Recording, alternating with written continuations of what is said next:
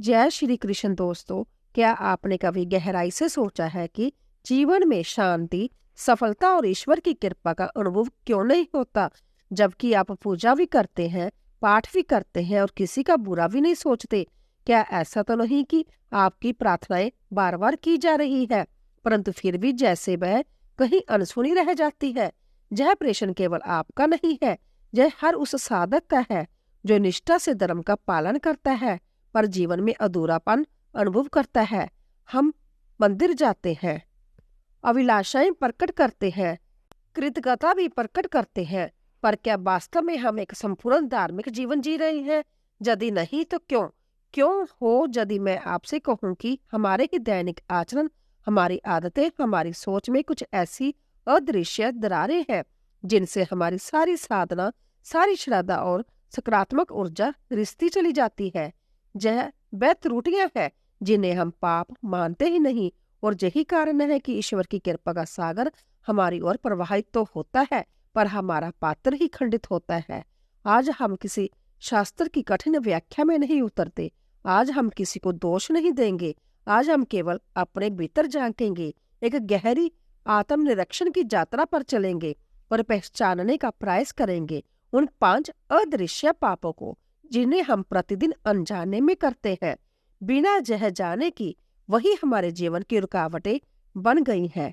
यह यात्रा थोड़ी असहज हो सकती है, हो सकता है आप समय को इनमें देखें, पर अंत तक साथ रहे तो संभव है यह अनुभव आपको नया दृष्टिकोण दे, नया प्रकाश दे। तो चलिए स्थिर होकर बैठिए, मन के द्वार खोलिए, क्योंकि अब हम उसे पहले अदृश्य पाप की ओर बढ़ते हैं।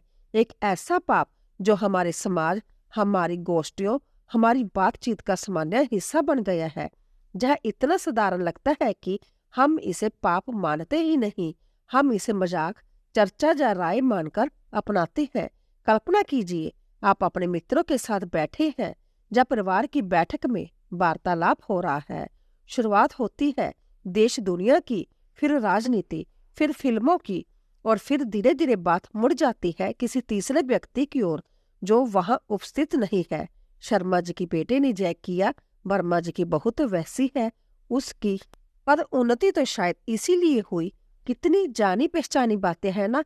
हम सोचते हैं कि हम केवल अपनी राय रख रहे हैं या सुनी सुनाई बात बता रहे हैं, पर वास्तव में यही है हमारा पहला और सबसे घातक अदृश्य पाप, निंदा रस। जी हाँ, निंदा रस, क्योंकि यह एक ऐसा विष है जिसे हम रस मानकर पीते हैं और फिर आश्चर्य करते हैं कि जीवन में शांति क्यों नहीं है। शास्त्र कहते हैं, पर निंदा संपातक ना बाई, अर्थात दूसरों की निंदा से बड़ा कोई पाप नहीं है। क्यों? क्योंकि जब आप किसी की पीठ पीछे उसकी निंदा करते हैं तो 3 स्तरों पर पाप करते हैं। पहला, आप उस व्यक्ति की प्रतिष्ठा को हानि पहुंचाते हैं जिसकी सच्चाई आपको शायद ज्ञात भी नहीं। यह एक प्रकार की वैचारिक हिंसा है। दूसरा, आप अपने ही मन को ईर्ष्या, द्वेष और घृणा से भर लेते हैं, और जहां मन मलिन हो वहां ईश्वर की कृपा कैसे टिकेगी? आपकी प्रार्थनाएं कैसे सुनी जाएंगी जब आपका अंतःकरण ही दूषित हो? और तीसरा, कर्म का नियम, जब आप किसी के प्रति नकारात्मक ऊर्जा ब्रह्मांड में भेजते हैं तो वही ऊर्जा नेक गुना होकर लौटती है। आज आप किसी की अनुपस्थिति में उसका उपहास कर रहे हैं, कल कोई और आपके बारे में वैसा ही करेगा। यह प्रकृति का अटल नियम है।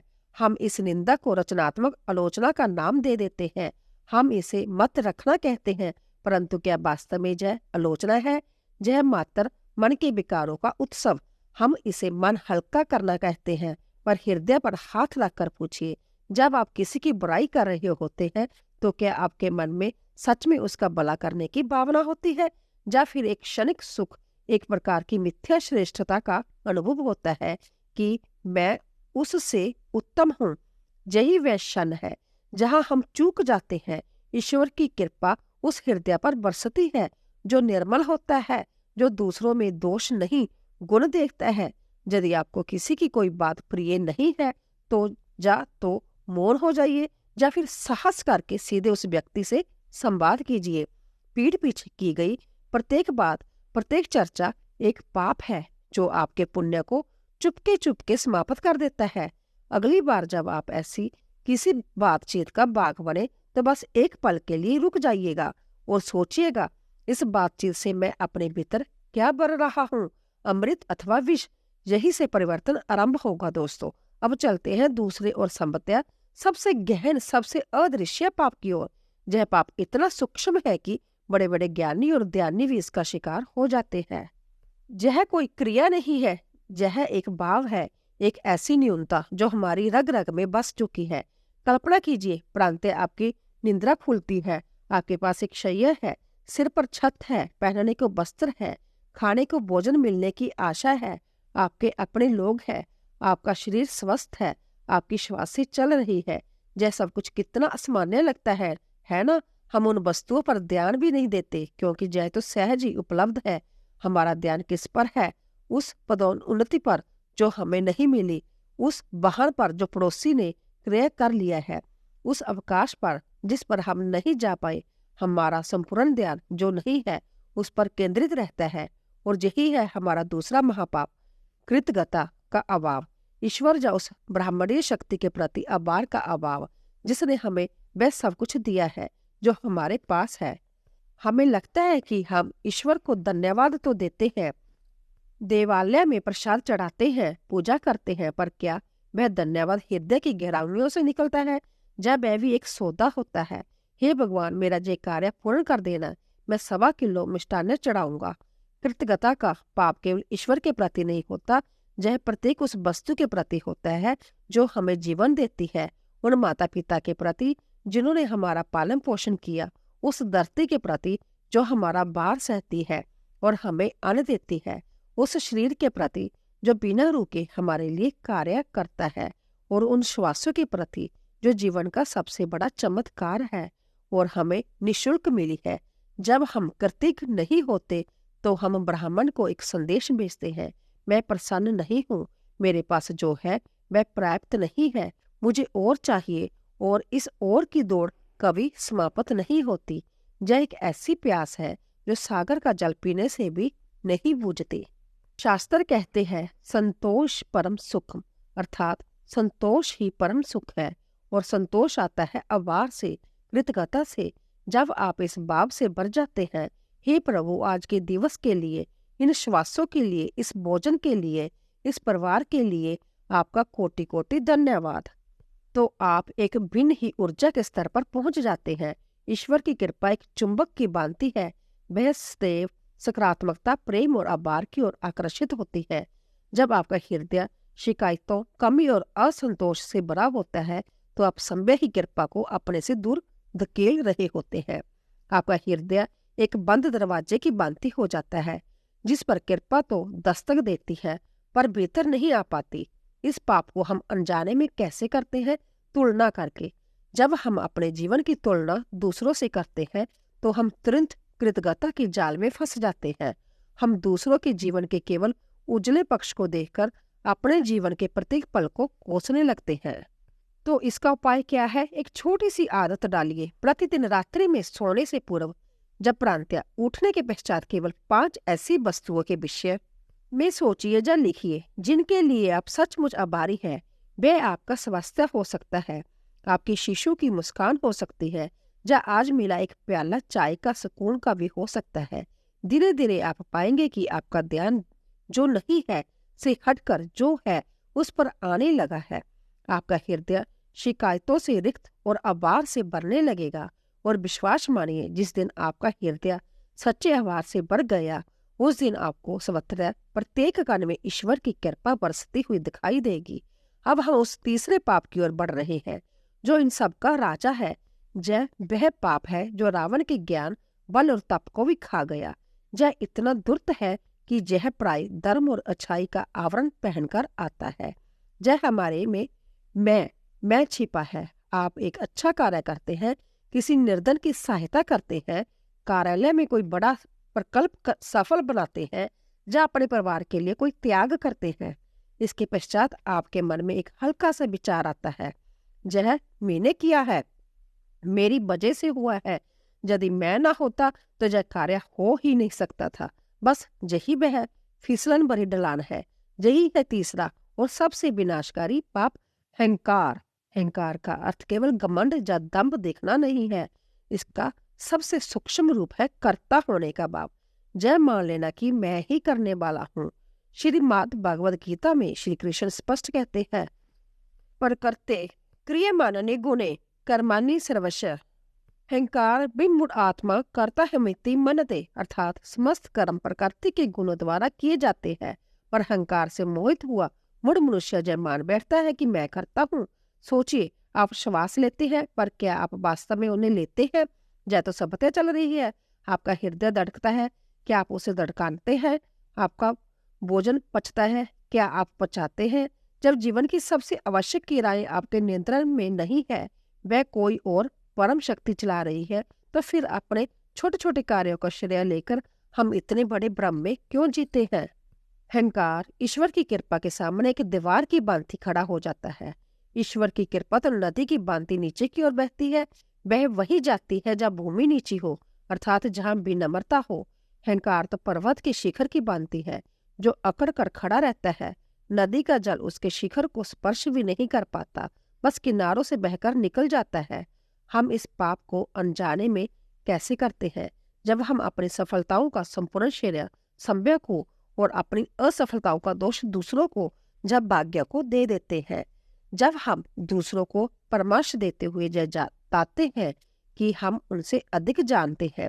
जब हम अपनी पूजा पाठ दान पुण्य का मन लेखा जोखा रखते हैं और सोचते हैं कि मैं कितना धार्मिक हूँ। धर्म का पालन करते हुए भी अहंकार उत्पन्न हो सकता है। मैं इतने घंटे पूजा करता हूँ, मैं इतने व्रत रखता हूँ, मैं इतना दान करता हूँ। यह सब अहंकार के ही सूक्ष्म रूप है। जब व्यक्ति नहीं, भक्ति का प्रदर्शन है, जो आपको ईश्वर से जोड़ता नहीं अपितु और दूर कर देता है। तो समाधान क्या है?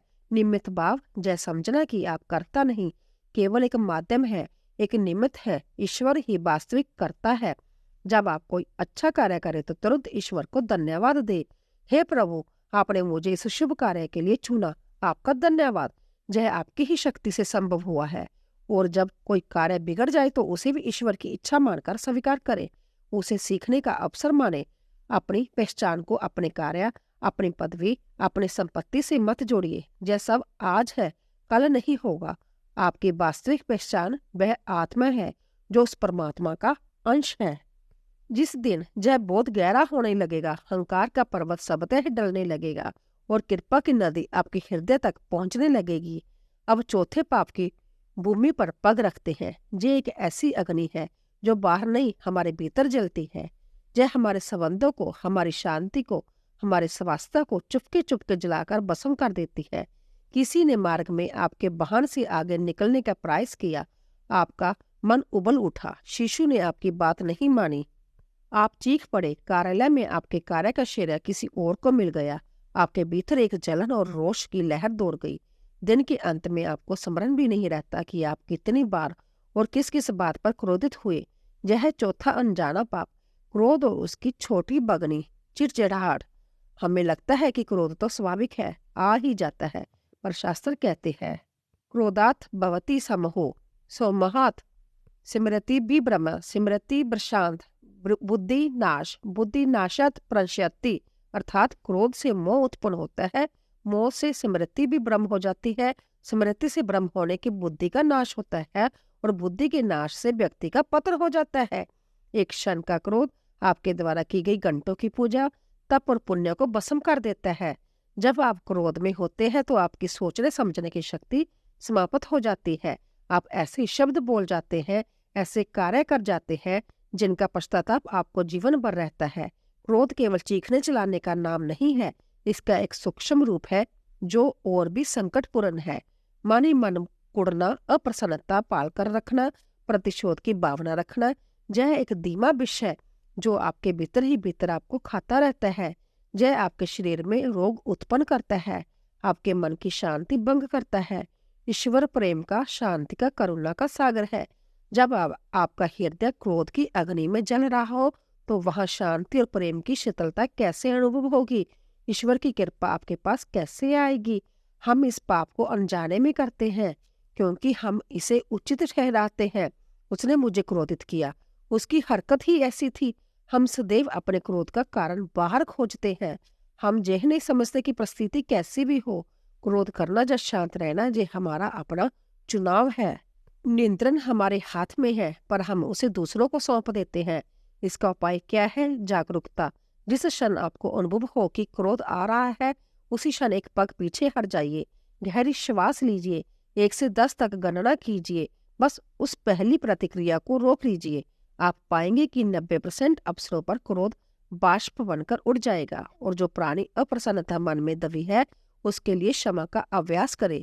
दूसरों को क्षमा करें, इसीलिए नहीं कि वह इसके योग्य है, बल्कि इसलिए कि आप शांति के योग्य हैं। क्षमा दूसरों के लिए नहीं, अपने मन को इस बोझ से मुक्त करने के लिए आवश्यक है। जब आपका मन शांत और क्षमाशील होगा, तो वह एक शांत सरोवर की भांति हो जाएगा, जिसमें ईश्वर की कृपा का चंद्र स्पष्ट प्रतिबिंब होगा। और अब हम आ पहुंचे हैं उस अंतिम और 5वें पाप पर। यह पाप आज के युग का सबसे बड़ा अभिशाप है। यह हमारी इच्छाओं की जड़ है, हमारे दुखों का मूल कारण है। आपके पास एक अच्छा दूरभाष है, पर नया स्वरूप आते ही आपको वह चाहिए। आपके पास पर्याप्त वस्त्र है, पर छूट पर बिक्री लगते ही आपको और क्रय करने हैं। आप एक स्थान पर प्रसन्न है, पर आपको भय है कि कहीं कुछ और उत्तम आपसे छूट तो नहीं रहा है।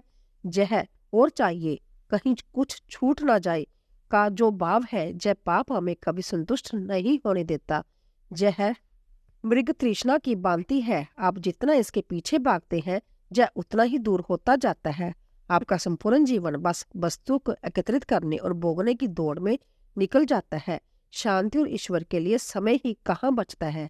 जब मन 24 घंटे संसारिक वस्तुओं को पाने की योजनाओं में उलझा हो, तो वह ईश्वर का ध्यान कैसे कर सकता है।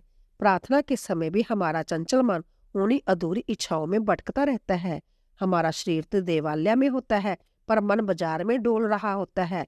ईश्वर की कृपा पाने के लिए मन का एकाग्र और शांत होना आवश्यक है, परंतु लोभ और वासना उसे बानर की भांति कभी इस शाखा कभी उस शाखा पर उछालते रहते हैं। ऐसे चंचल मन में कृपा कैसे ठहरेगी? हम इस पाप को अनजाने में करते हैं, क्योंकि हमारा पूरा समाज ही इसी आधार पर चल रहा है। हर विज्ञापन, हर मंच हमें यही बताता है कि हम तब तक अपूर्ण हैं जब तक हम फला वस्तु नहीं खरीदते। सफलता को अब आत्म शांति से नहीं, बल्कि संपत्ति और वैभव से मापा जाता है। हमें लगता है कि यह आवश्यकताएं हैं, पर वास्तव में आवश्यकता और लोभ के बीच की महीन रेखा को पहचानना ही सच्ची आध्यात्मिकता है। जब आवश्यकताएं लोभ का रूप ले लेती है, तो वही से पतन आरंभ होता है। इसका उपाय है सहजता। जब भी कोई तीव्र इच्छा जागे, तो मन में 2 प्रश्न उठाइए। क्या यह मेरी सच्ची आवश्यकता है? क्या इसके बिना मेरा जीवन रुक जाएगा? दूसरा उपाय है दान। जब हम अपनी प्रिय वस्तु में से कुछ किसी जरूरतमंद को अर्पित करते हैं, तो हम केवल वस्त्र अन्न या दान नहीं देते, हम अपने भीतर बैठी आसक्ति की बेड़ी को तोड़ते हैं। हम ब्राह्मण को संदेश देते हैं कि हम वस्तुओं के स्वामी हैं, दास नहीं। और जब मन इन इच्छाओं की शोर से शांत होने लगता है, तभी भीतर की मौन ध्वनि, वही दिव्य स्वर, वही ईश्वर की कृपा हमें सुनाई देने लगती है। कृपा तो सदा से थी, सदा है और सदा रहेगी। वह सूर्य की भांति हर क्षण चमक रही है। बस हमारे अपने ही कर्मों, निंदा, कृतज्ञता, अहंकार, क्रोध और लोभ के मेघों ने हमारी दृष्टि को ढक रखा है। यह 5 अदृश्य पाप कोई डराने वाली सूची नहीं है। यह एक दर्पण है जो आपके अपने भीतर झांकने का अवसर देते हैं। इनका उद्देश्य आपको दोषी ठहराना नहीं, बल्कि जागृत करना है, क्योंकि ज्ञान ही शक्ति है। और जब आप जान लेते हैं कि विष कहाँ है, तभी आप अमृत की खोज कर सकते हैं। ईश्वर की कृपा बाहर से नहीं आती, वह तो सदा आपके भीतर थी, है और रहेगी। बस इन पापों की धूल को हटाना है, संभव को एक बार फिर से निर्मल बनाना है। जिस दिन आप दूसरों में दोष देखने के स्थान पर गुणों को देखने लगेंगे, जिस दिन आप शिकायतों की बजाय आवार में डूब जाएंगे, जिस दिन मैं का भाव गलकर तू ही तू बन जाएगा, जिस दिन क्रोध की जगह करुणा और लोभ की जगह संतोष आ बैठेगा, उसी दिन आपको किसी तीर्थ या देवालय में ईश्वर को खोजने की आवश्यकता नहीं रहेगी। आपको हर श्वास में, हर क्षण में, हर परिस्थिति में उस परम कृपा का अनुभव होगा। यह यात्रा कठिन अवश्य है, पर असंभव नहीं। बस एक पग बढ़ाने की आवश्यकता है। निष्ठा से, ईमानदारी से अपने भीतर झांकने की आवश्यकता है। और यदि इस आत्म मंथन की यात्रा ने आपके हृदय को छू लिया है, यदि आपको लगा कि इन पंक्तियों में कहीं ना कहीं आपकी अपनी भी कहानी छुपी है, तो कृपया इस ज्ञान को केवल अपने तक सीमित मत रखिए। हमारा मंच ज्ञान एक शक्ति है, इसीलिए है कि हम साथ मिलकर ऐसे ही जीवन रूपांतरकारी विचारों को समझे, अपनाएं और प्रसारित करें। अगर आप चाहते हैं कि यह ज्ञान किसी और के जीवन को भी प्रकाशमान करे, तो इसे अपने मित्रों, परिवारजनों और सोशल मीडिया पर साझा करें। यदि यह प्रस्तुति आपको उपयोगी लगी हो तो प्रेम से बोलिए जय श्री हरि विष्णु। ऐसे ही और भी रोचक और आध्यात्मिक वीडियो के लिए चैनल को सब्सक्राइब कर लें। दोस्तों, आपको यह संदेश कैसा लगा कृपया कमेंट करके जरूर बताइए। वीडियो पसंद आया तो लाइक करें और अपने दोस्तों के साथ शेयर करें। कमेंट बॉक्स में जय श्री कृष्णा लिखना ना भूले। क्या पता आपके एक शेयर से किसी और की भी आध्यात्मिक यात्रा प्रारंभ हो जाए। आपकी उपस्थिति और समय के लिए हृदय से धन्यवाद। ईश्वर की कृपा आप पर सदा बनी रहे। फिर मिलते हैं एक और दिलचस्प वीडियो के साथ। धन्यवाद।